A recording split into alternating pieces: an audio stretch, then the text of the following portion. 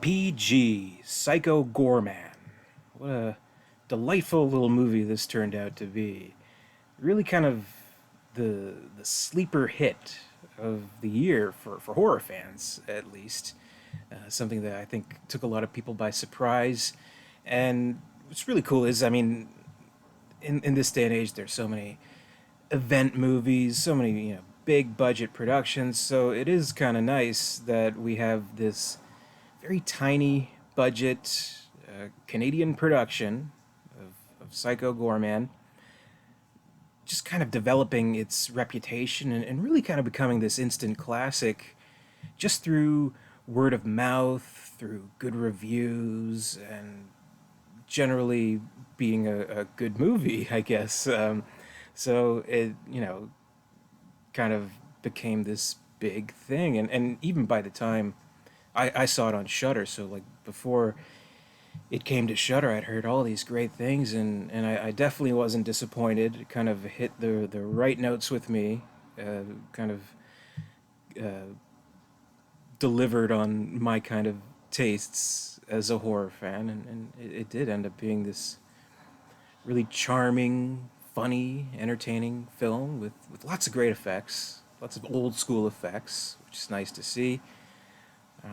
So it's really something that I think horror fans can value, and I wouldn't want to give away any spoilers or anything like that in case you haven't seen it. So this will be a spoiler-free review. But basically, what we're dealing with here, it's kind of a parody, I guess you could say, of the E.T. kind of movie. Like basically any movie where the plucky kids and their family come across this alien creature or this monster that has this heart of gold, and it helps the family bond and warms their hearts, and it's a family friendly kind of deal. Here maybe not so much. I mean, like the main characters in this film, they are the two children. There's Mimi and her brother, and they discover this kind of ancient gem in their backyard of all places. But this was kind of keeping this alien being captive through its powers, and whoever kind of holds this gem holds the power to free and to control this being. And he's not the friendly little alien. In fact, he's a very intimidating, violent, evil monster alien guy. He's a destroyer of worlds. He's, bloodthirsty conqueror kind of guy. But when the kids find him, they kind of like him anyway.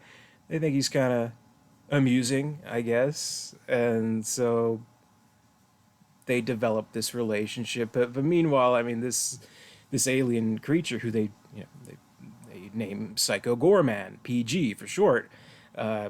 He hates the kids. He wants to kill the kids and ultimately destroy the world. That's kind of his deal. So it's a funny kind of back and forth with that. So the kids themselves, I mean, they're not the plucky, heartwarming type. They're kind of brats, actually, to be honest. But that just kind of adds to the humor of the movie. And as far as the plot goes, we have that element of it, but there's also kind of grander things going on in PG's world, where he was this evil warlord from the planet Gargax, I think it was, something like that, and being such a horrible tyrant, this galactic or planetary federation, what have you, they kind of team together to imprison him in using that magic gem. They've gotten wind of his being unearthed, of his freedom, and they're like, we got to stop him. We got to do what we can, and kind of right all the wrongs, and bring this evil down once and for all. So that's what's kind of going on. So there's basically this whole other side of the plot where the entire fate of the world kind of lies in the hands of these kids, and particularly Mimi, the holder of the magic gem, who controls and holds captive Psycho Gorman. And meanwhile, he's trying to gather his own allies, trying to figure out how he's going to, I don't know, maybe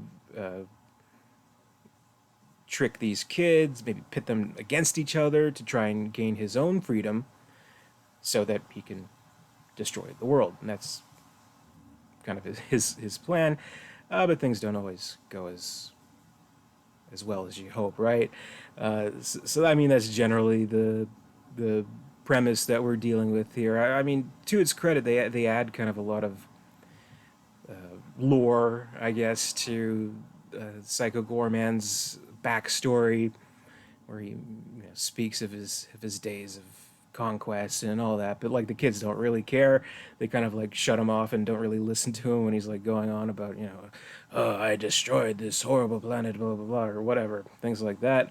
They're just kind of more interested in getting him to do what they want him to do, and that includes a lot of funny stuff. Like probably the funniest moment of the movie is like this whole kind of musical montage, where they're going around the town and uh, playing in a band and getting him to try on all these different outfits and stuff like that. And like at one point, kind of like inexplicably, they have him dressed as Sam Neill's character from Jurassic Park, which is all very amusing. And of course, all throughout, he's putting on these displays of his seemingly limitless powers, except for the holder of the gem, where he can do some pretty nasty stuff to pretty much like innocent bystanders, where you'll like use this incredible power to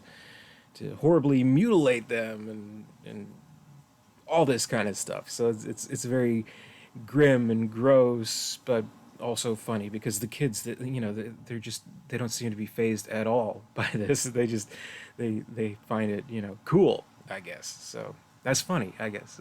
So it is a funny movie, and I mean, uh, for the most part, I'd say there's good humor to it. Like, some of the jokes fall flat. Not all of the humor is perfect. We have some jokes here and there that don't quite work, or at least didn't work for me. Like, the dad character is kind of amusing at certain points, but other times I think maybe he's overplayed a little bit. Like, he's in his own little movie himself. The dad is like this kind of lazy goof, I guess. So I mean, some of it works, some of it doesn't. But as a whole, everything kind of just works. I don't know, and I mean, it's definitely aided by these special effects that we have in the movie, which are the old school type of effects. It's practical effects, makeup effects, and stuff like that. Nothing too extravagant. You could even say outdated kind of effects at this point. But I mean, that's kind of the appeal to it. It is kind of this throwback kind of movie. Like, I think it is set in the '90s, actually, at least based on technology, like the TVs and the movies, the video games that they play, things like that. So I mean, I'd wager it's at least some point mid '90s that this takes place, and it does kind of have that feel to it. Like, really, like the effects and makeup and stuff. It feels almost kind of on par with kind of the stuff you'd see on these like kids horror shows, like something like Goosebumps or Are You Afraid of the Dark? Only this is feature length, R rated, not PG, R rated version of that, I guess. I mean, that's kind of how the humor kind of is.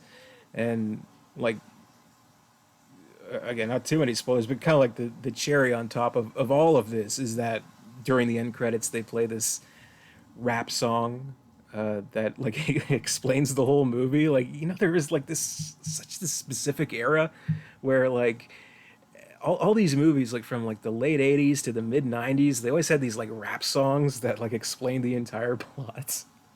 You know, like I don't know, Ghostbusters 2 had something like that, or the Addams Family had that, and you know, any other number of movies. So it's such a weird specific joke. And even added to that, there is actually, you can see a video for that if you like go on, you know, YouTube, Facebook, whatever. So they made an actual video for the end credit rap song.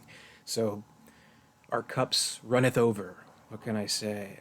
So this really came as this big surprise, and there is just something about this type of humor, I guess, these types of effects that I guess, you know, can cause you to respond in such a way. Or I mean, I guess it is kind of this nostalgic throwback kind of thing. There's definitely part of that, but some of it is universal, and a lot of it is also, of course, just due to the satire, where it isn't anything specific, but again, you kind of like see these ovary saccharine, heartwarming kind of creature movies with the whole family coming together, and you kind of hope to see something poke a few holes in that, which this one definitely doesn't. This one definitely does, I should say, and it does it in, I'd say, a very clever way, a very entertaining way, and it is a very charming movie on its own terms, and it just does an exceptional job of it. And hey, it's a Canadian movie, so all the more proud I am being Canadian myself that they're able to make such a cool movie and for it to kind of reach the heights that it has already, kind of this instant classic kind of thing. Like, you know, everyone who I know who's seen the movie really enjoyed it. So definitely, if you haven't had the chance to see it, and if you're a fan of horror movies, you like kind of like bloody, cool effects and stuff, this is pretty much a no-brainer. You really got to check it out. So that's Psycho Goreman, PG Psycho Goreman. That's my review. Thank you very much for watching. Be sure to comment, rate, subscribe, all that good stuff. We're doing 31 Days of Horror here on the channel. All throughout October 2021, we're doing horror movie reviews every day. So keep an eye out for more. Stay tuned. And till next time, I'll see you later, and stay scared.